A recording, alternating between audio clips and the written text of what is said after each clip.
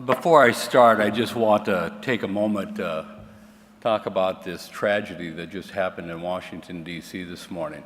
The House Majority Whip, Scalise, has been shot.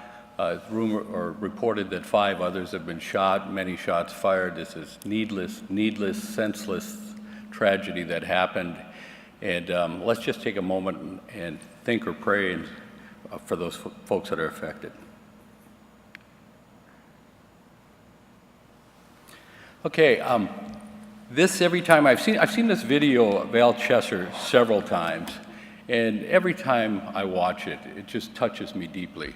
I've had the great privilege of visiting with Al on a number of occasions. I was honored to speak at his funeral, representing our union last year. Al was just a tremendous person. He started in the legislative department. He was state legislative director, the state of Texas, went on to be our national legislative director, and then on to be our president. And when I spoke, just ringing, and when I spoke at the funeral, I talked about, you can look back, and Al Chesser had a Democratic Congress, a Democratic president for the most part. It must have been easy, right? Well, you know what? It wasn't easy at all, because during Al Chesser's time, our industry, the rail industry, was in economic turmoil. In the late 60s and early 70s, 25% of the industry was in bankruptcy. We had abandonments taking place across this country, mergers, and what's going to happen with the mergers to the workers when these railroads are merged? And Al was there. He was the right man for the time.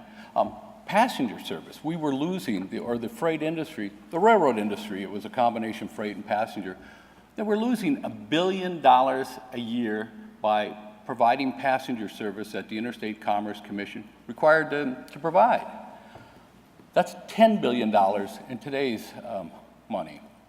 So Amtrak was formed. Amtrak wasn't formed to save rail passenger service. Amtrak was formed really to save the entire rail industry. So Al lived in some really tough times. The good news is we made it through remarkably well. There's a great book called The Men Who Love Trains, came out in 2007.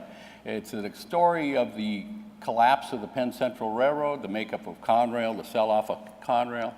And Al Chesser is mentioned repeatedly throughout that book and the role he played. In fact, I bumped into Chairman John Dingell. He's now retired, served 50 years in the United States Congress.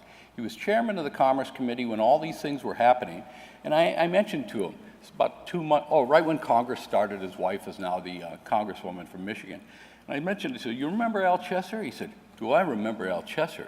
He repeatedly was before our committee, and we interacted with Al Chesser through all these very difficult times, and he looked at me, he said, I worked with Al, and I took care of the rail workers.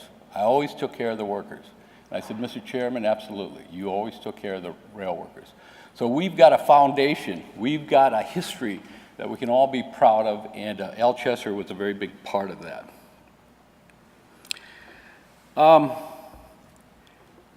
I've been speaking at a number of places, and I was just visiting with John before I came up here, and he said, mentioned something about right to work, and it came up yesterday at the auxiliary meeting. What are we doing about right to work? But a more specific question came up, and it was one of the auxiliary members said to me, "Well, what about right to work?" And I said, I explained, well, if right to work legislation is passed nationally, it'll have a dramatic effect. It'll allow workers to get all the benefits of a union membership and not have to pay dues. And of course, a lot of people will just decide not to pay dues. Our union will be weaker. Our ability to negotiate wages will be worse. Safety in the workplace will diminish. We see all kinds of studies that show that sort of thing. She said, no. What does it mean? And I thought, well, that's a really good question. What does right to work really mean? Because we talk about the effects all the time. And of course, the right wing, Heritage Foundation, Koch brothers, very conservative Republicans like to use this phrase, right to work, like it gives you some sort of right and it doesn't give you any right whatsoever. But it really means something that is not related to those words, right to work, at all. In 1947, the Taft-Hartley Act was passed. And in the Taft-Hartley President Truman vetoed the Taft-Hartley Act. It has a whole bunch of nasty anti-labor things in it.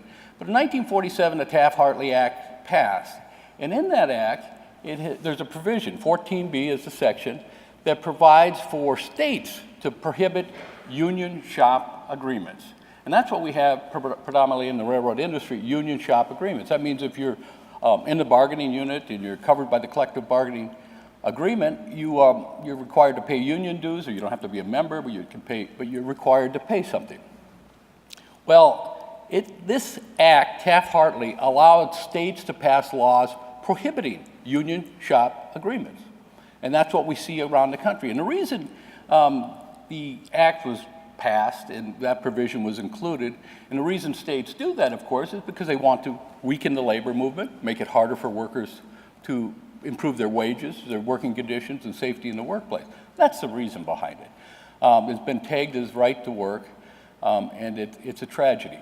But there's some other things when you talk or think about right to work, you need to consider when you defend our position, and that is we think right to work is a terrible idea.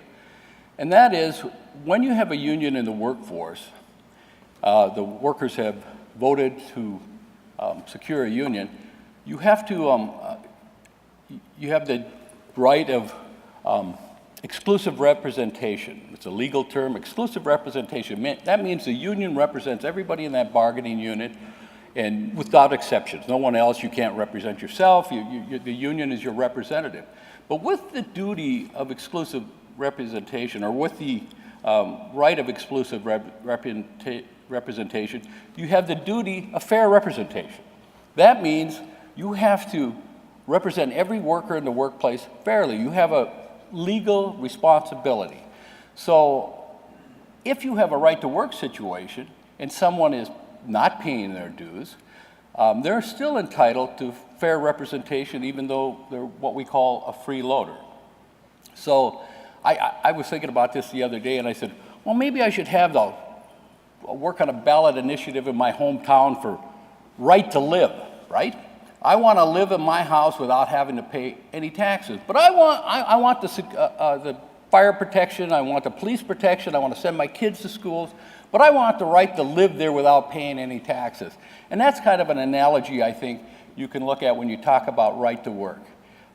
So anyway, and the other thing about right to work and union shop agreements, they can only be implemented when the employers and the employee agree to it and included in the collective bargaining agreement. So you can be in a state where there's no right to work law, and the employer says to the negotiators, no, we're not going to accept a union shop agreement. You're going to have to sign everybody up, and there'll be no requirement that they pay. It's got to be in your collective bargaining agreement.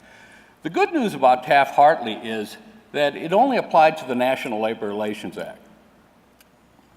It doesn't apply to the Railway Labor Act, thankfully, but and the Railway Labor Act is, of course, our industry and the airline industry.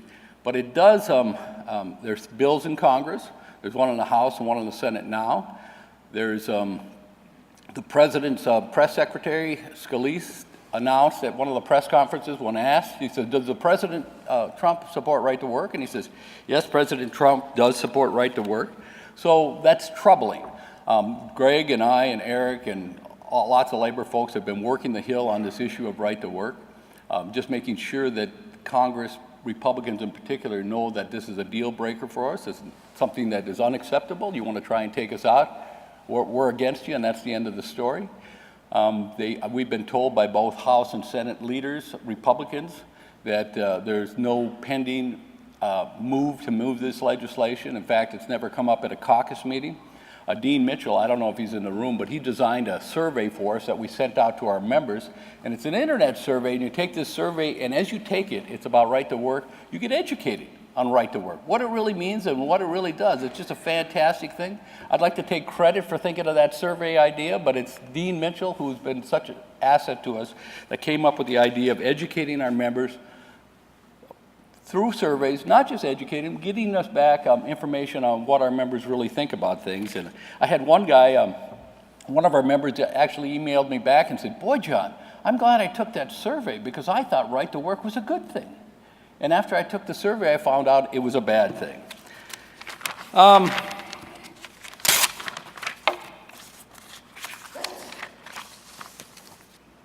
The government. I should talk a little bit about Washington, D.C., I suspect. I've been in this business. I hired out in the 1970s. I was elected as a state legislative director in 1986. I've been in business quite a while. I started going to D.C. helping Jim Schneider, right after the guy that followed Al Chesser in Washington, D.C. in the 80s. And of course, I tend to vote for Democrats. There's no question about that. And we have a Republican administration, Republican Congress, but bar none, this is the most dysfunctional operation I've ever seen. And it's not just me. It's Republicans and Democrats alike are looking at it and going, this is troubling. We have, of course, all these investigations, but it's beyond that. We don't have appointments. You look at the Department of Transportation, which is so important to us, whether it be the rail side, the transit side is so important to us. More than 50% of the positions are still vacant. They haven't even announced people for more than 50% of the positions that are appointed by the president. So you got the agencies that are in disarray. They don't know what to do. They don't know what kind of decisions to make. They're not sure whether or not they can continue on approving or disapproving, whether it be a waiver or any other requests or letters we've sent numerous letters complaining about issues, and we don't get responses because the legal department's even afraid to respond to things because of all the uncertainty. A good example is passenger car standards. They have new passenger car standards that everyone has agreed to. Unanimous Rail Safety Advisory Committee recommendations to set these rail passenger car standards, and they can't release them because there's a prohibition against new regulations. Well, the problem with that is there's a number of rail passenger projects that are trying to get started or are in development stages, and they need these cars built. If we don't have the government regulations establishing how those cars are going to be built, well, industry is in trouble because they don't want to build a car to find out 6 months later that they're at the wrong standards. So industry wants these regulations. We certainly support the standards. There has to be some sort of standard so things are uniform, but we can't get that done. It's troubling, troubling, troubling.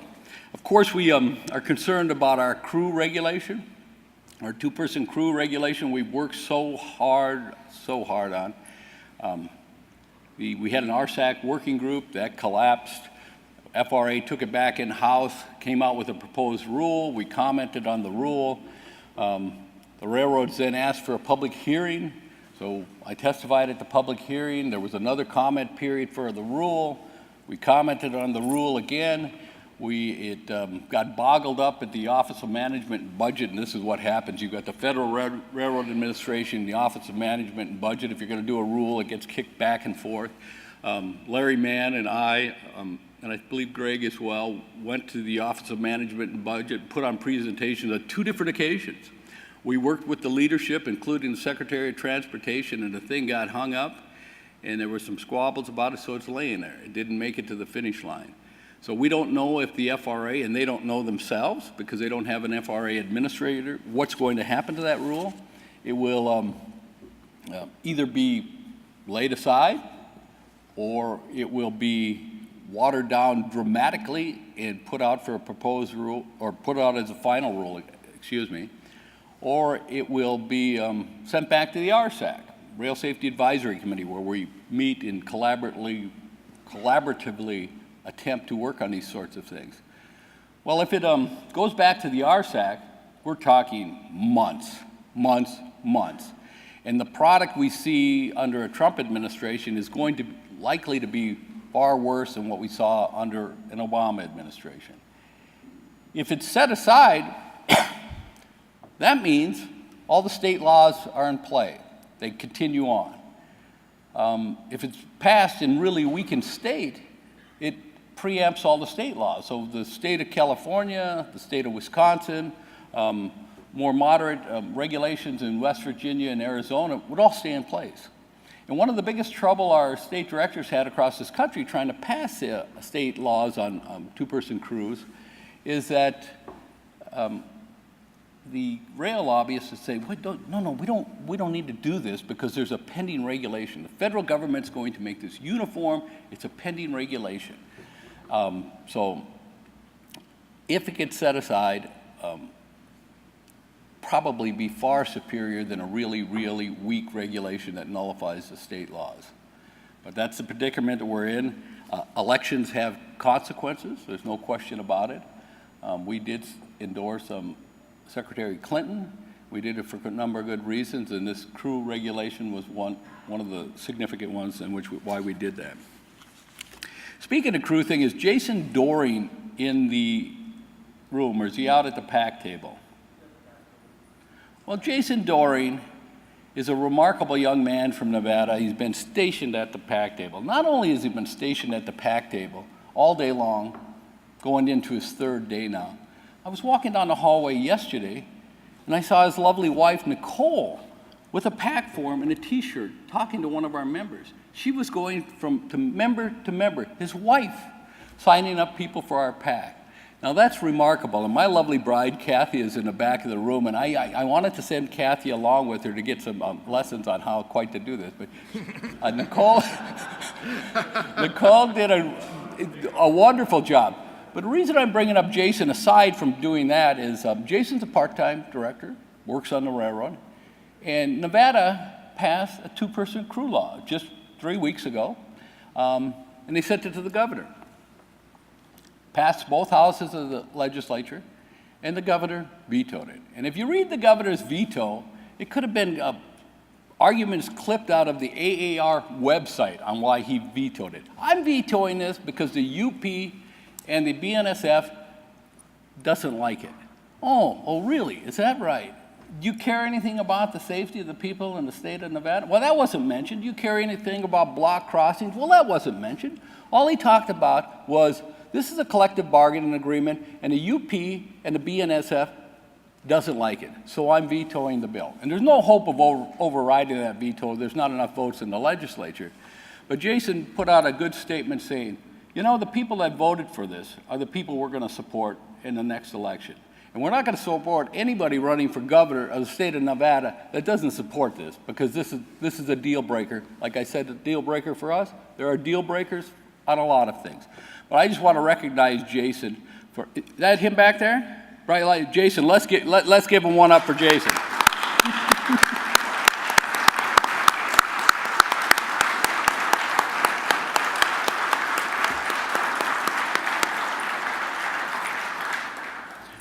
I've been told that I only have an hour to speak, so man, oh man, this is gonna go fast.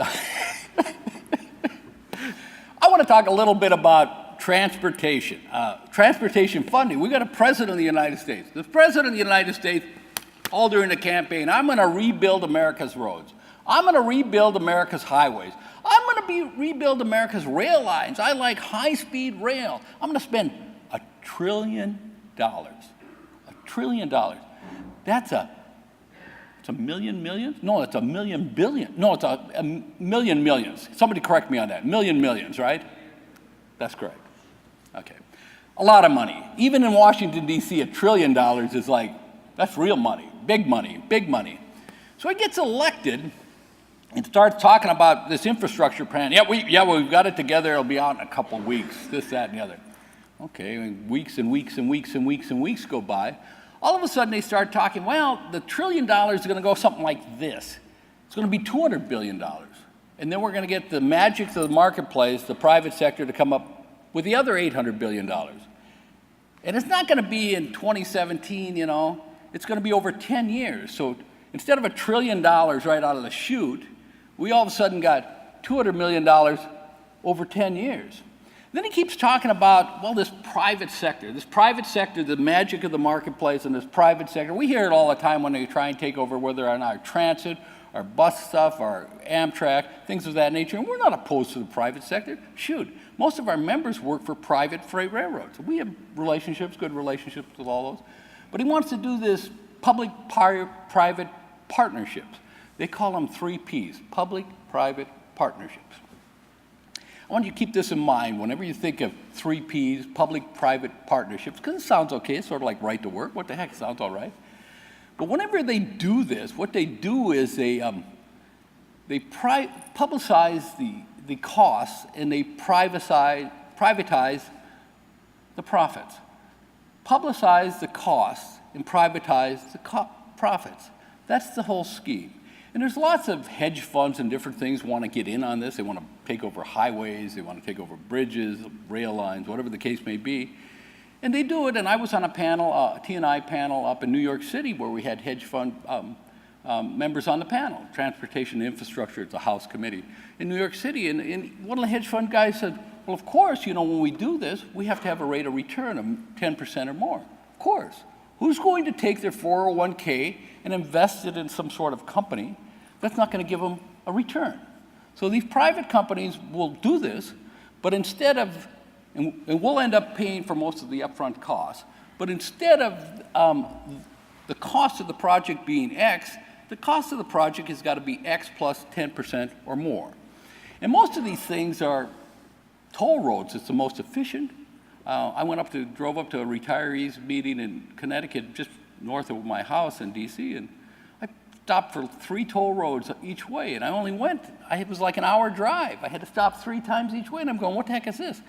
I'm from North Dakota. That's the first time I said that, England. I'm from North Dakota, and there's not a toll road in the state. I'm not used to such things. So that's the plan. In fact, he's also been talking about one of the press conferences that, we're just thinking about turning all the funding over to the states. So we're concerned about funding. Of course, our bus folks need funding. Our passenger folks need funding. And most of the time, most of this money, though, goes to highways where our competitors, the trucking industry, travel up and down the roads. And the more they take money that isn't a user fee-based thing, the more competitive disadvantage we have, railroads and railroad workers. So that's a concern. And they did that in 2015 when they passed what's called the FAST Act, or the highway bill. They took $500 billion over 6 years out of Federal Reserve funding and a bunch of other places, and they didn't assess the people that were using the highways. Okay, so Donald Trump says he's going to spend $1 trillion on infrastructure, right? $1 trillion. He's the infrastructure transportation guy. Well, the first thing he comes up with is what he called a skinny budget for 2017. We didn't have a 2017 appropriations bills passed, but he comes up with this skinny budget. What was in that skinny budget? It was like a 1 or 2 pager. He slashed all funding for Amtrak long distance trains. He eliminated New Start grants for all our transit members. That's starting new bus service and transit service wherever. He eliminated the Tiger program. That's a program for funding special projects like rail projects and sometimes highway projects or a combination of both. He eliminated the Essential Air Service program. And Carl Smith's here, and we've got our flight attendants and pilots on Great Lakes Airline go out of business if they don't have Essential Air Service money. And that was his plan. What did Congress do? Completely ignored it. I'm happy to say they completely ignored it, and they passed something called an omnibus, and that's a pile of appropriations bills in one pile. In that omnibus, they increased Amtrak funding by $105 million from 2016. We got $2.3 million for the Railroad Retirement Board. New Starts, instead of being whacked, got a $230 million increase. And in Essential Air Service, $150 million. Completely ignored the president's recommendations. But one of the things I'm most pleased about, and I think a lot of our general chairmen are happy about, is we got a 50% increase in National Mediation Board arbitration funding. 50% increase. It's going to make a difference. Long overdue. Long overdue.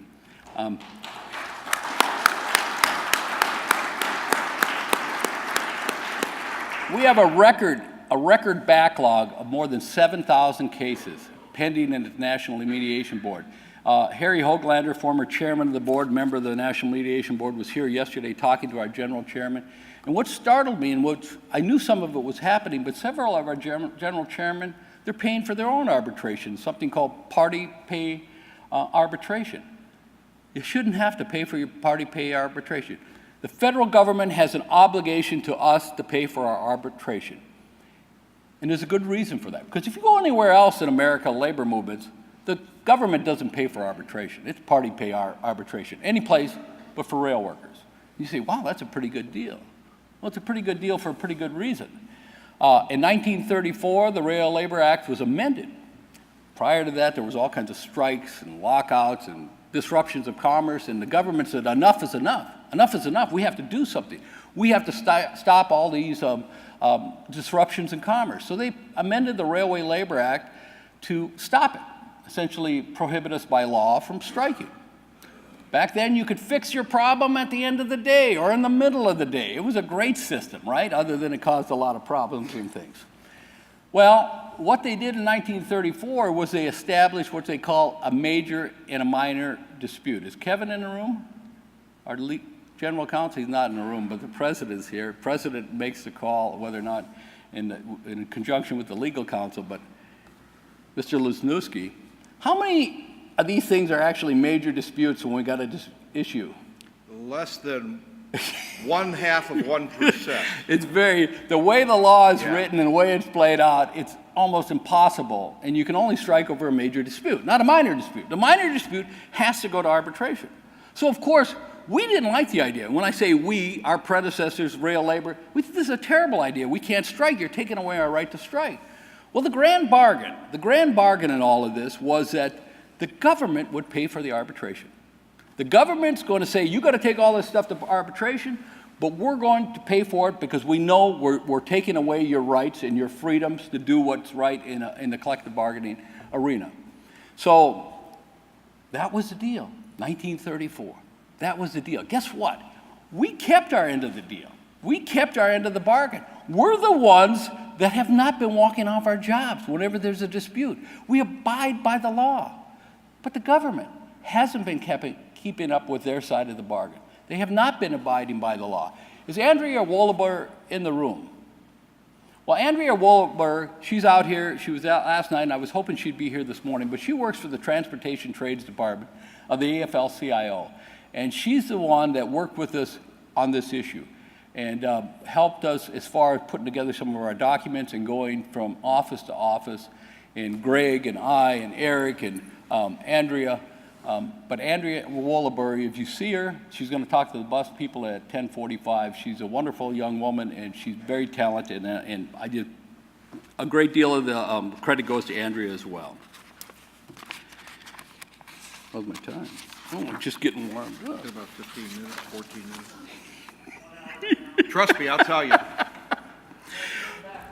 Yeah, you know, there's a number of things cooking right now that is not good. One thing about being dysfunctional, right? Dysfunctional, you don't get some of the things you want, but dysfunctional, you know, it stops a lot of the stuff we don't want, too. They can't get their act together. The big issues, of course, are Obamacare, repeal and replace, where the president said, that's really hard. Well, no kidding. He was going to do it on day one after he got elected, sworn in as president. Tax reform, which is far harder to come to consensus on revamping our tax system. But one of the other things they're doing is what they call regulatory reform. Whenever you hear this word reform, it's generally a bad idea because they're doing something, especially with the group we've got in there now. A terrible bill did pass the House on reg reform, making it virtually impossible to enact regulations. And there's one cooking in the Senate right now. And Greg and I and Eric have had many meetings with the Republicans, the Senate Commerce Committee Republicans. I've got a good relationship with the leader there. And in fact, I was on the phone with him yesterday. He called and we were talking about what he was proposing for reg reform in relationship to railroads, just the FRA and how they do it. And the initial proposal was terrible. The initial proposal would essentially mean that we'd never promulgate another regulation again, or it'd be so difficult and so challenging it would take years. And if you did ever get the regulation passed, they have so many conditions on the government itself and procedures that anyone would challenge them in court because you didn't do this procedure, you didn't conduct this study well enough, you didn't meet this economic threshold. There was all kinds of things in the proposal. Well, he called me yesterday, and we spoke for quite a while, and he said, oh, John, we taking all that bad stuff out, man. It's looking good now. I said, well, you know, his name's Patrick. I said, Patrick, send me what you got. And Larry Mann and our legal team and the rest of us, and Larry Mann as well, made some of these meetings. Because the original one, we actually drafted up a response to the entire proposal, and we couldn't find anything we liked about it. Another thing that's happening is a real attack on public employees. We've seen it at the state level, county level, but the federal level now, they're attacking public employees, not just their wages. I mean, Trump's proposal, I think, is for a 1% wage increase and a 1.6% increase in their contribution to their pension plan. And I'm not very good with math, but I don't think that turns out into a wage increase. But the other thing, the attack on them on official time off, that's like one of our guys serves on a safety committee and is paid by the railroad. They want to make that illegal for public sector employees. And attacks on their pension in general. And what's troubling to me about it is where I've seen it, with Chicago and Illinois, they've got all kinds of economic problems and different places where there's this idea that, well, public employees got these pensions, and that's causing all these budget problems, and they're underfunded, and what are we going to do about it? And the tendency for people to say, yeah, we got to vote yes on nailing these public employees in their pensions. Vote yes, because that'll, fix things. Vote yes, that'll probably reduce my taxes in the long run. And that is troubling because when we have a lot of public employees in our ranks, transit drivers, Amtrak, we have a lot of public employees in our rank, and that means they're after our public employee members, but they're after our brothers and sisters in the public sector in general. And if they get them, of course, the old adage, first they came for the communists and they came for the whatever, and they finally when they came for me, there was nobody to protect me. Well, that kind of applies here. It's an attack on our eventually will get us as well. I'm troubled by it, and it reminds me of a story.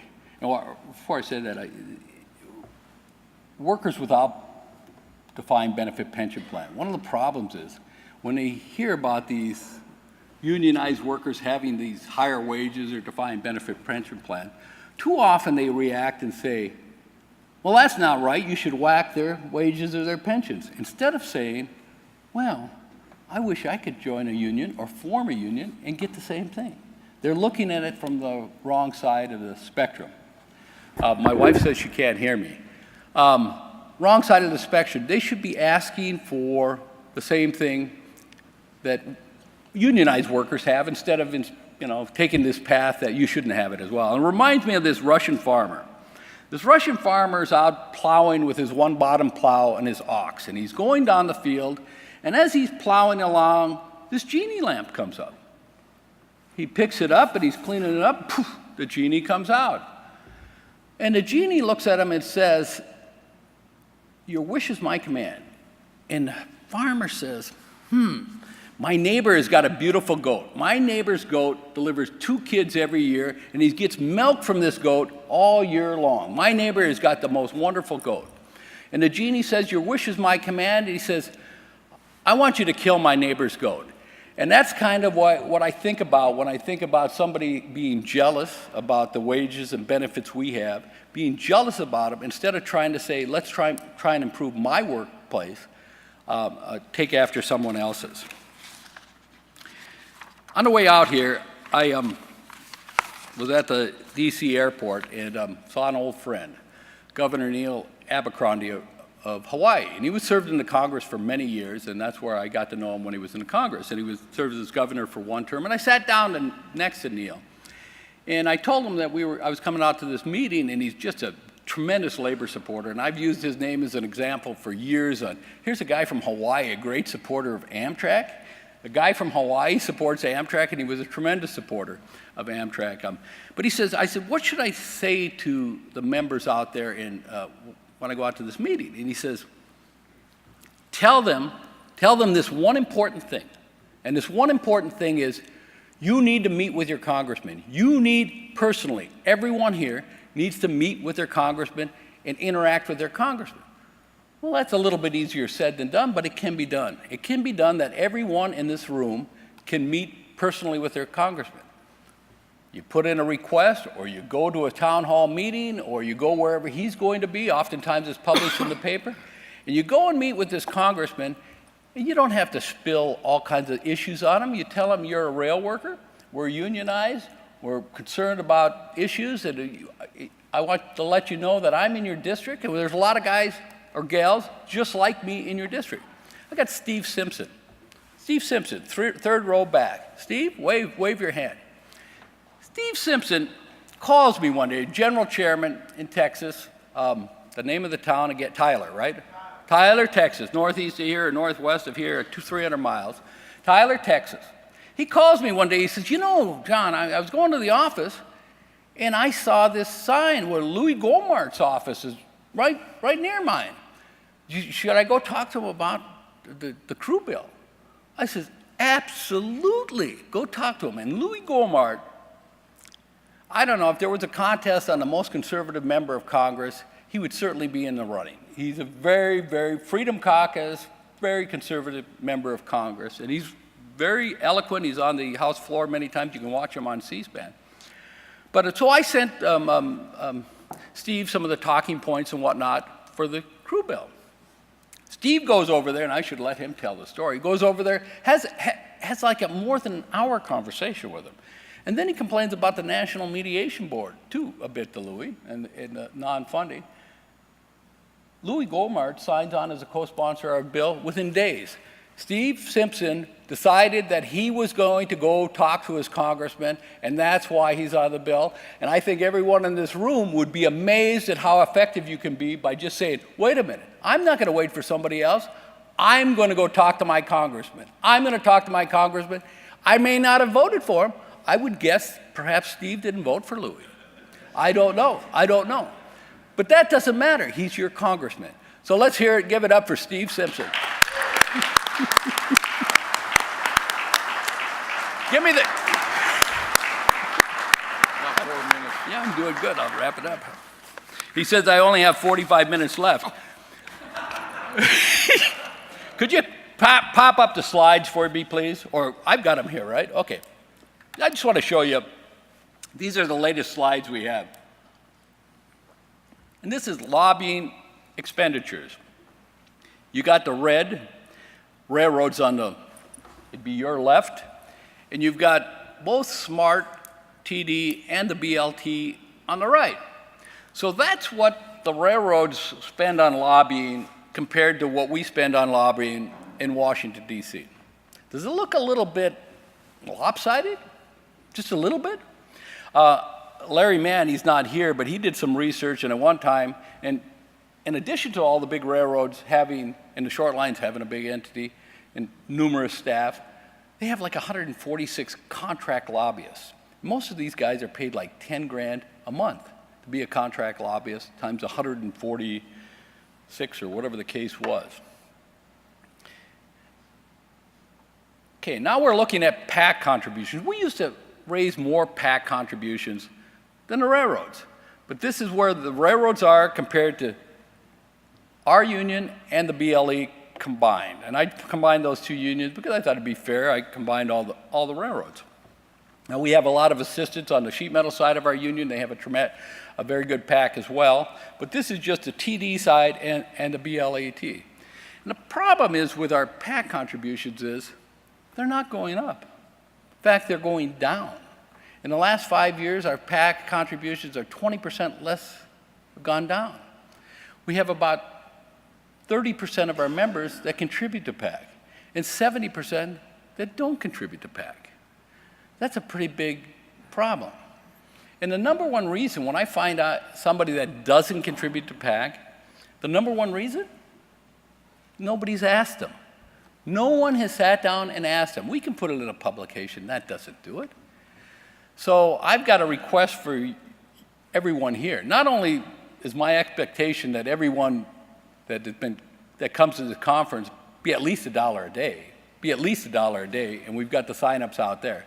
That's an expectation. It's a voluntary thing, but if you're going to be a prominent part of our organization, and you wouldn't be if you are or you wouldn't be here, you should be signed up for at least $1 a day. But I want you to go back and help. When you go back, I want you to take some forms. We've got some extra forms. I want you to go back and help sign other people up.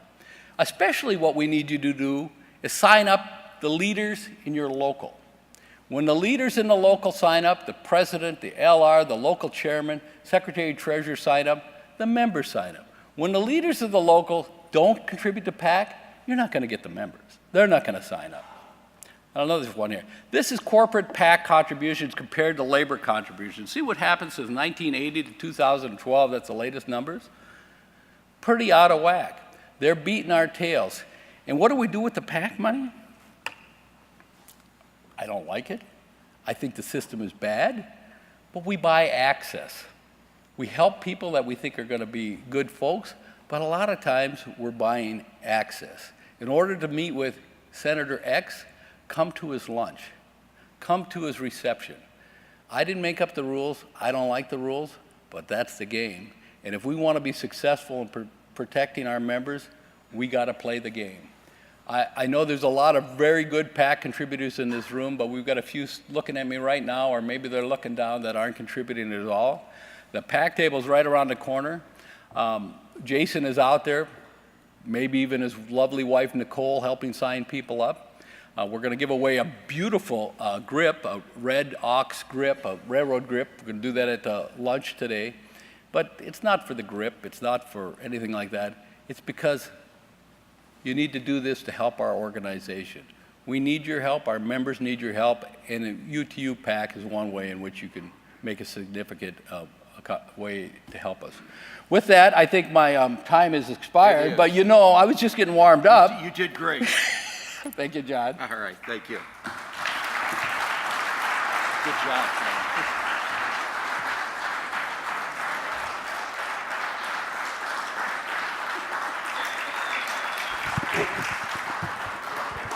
I have a question. How many of you could keep up with everything he just talked about on your own? None of us. None of us. None of us on our own could do it, and that's why we appreciate so much what you do, John, and what all the state legislative directors do in their own states. It's something that is vital and important and kind of hidden in our organization. Okay, not intentionally, but a lot of members don't pay attention to what's happening for them on the legislative end, and you can help them. And the way you can help them is not only by contributing to PAC, but also by responding when they call out to you, when they give you a survey, when they ask you to contact your congressmen or senators. That's how you can help them. But we really appreciate what you and Greg and your whole team do, and all the state legislators. Thank you. With that, attend your workshops, and we'll talk to you at lunch. Thank you.